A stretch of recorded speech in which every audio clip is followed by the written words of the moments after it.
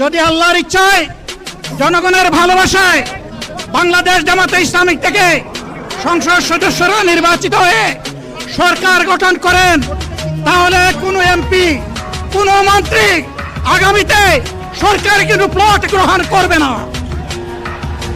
কোনো এমপি এবং কোনো মন্ত্রী ট্যাক্সবিহীন কোনো গাড়ি চড়বে না।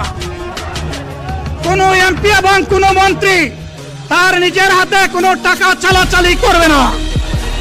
কোনো এমপি এবং কোনো মন্ত্রী যদি তার নির্দিষ্ট কোনো কাজের জন্য বরাদ্দ পেয়ে থাকেন, কাজ শেষ হওয়ার সাথে সাথে বাংলাদেশের 18 কোটি মানুষের কাছে তারা তার প্রতিবেদন তুলে ধরতে বাধ্য হবে।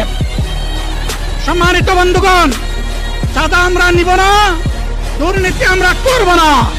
চাঁদা আমরা নিতে দেব না, দুর্নীতি আমরা সহ্য করব না। এই বাংলাদেশটাই আমরা দেখতে চাই।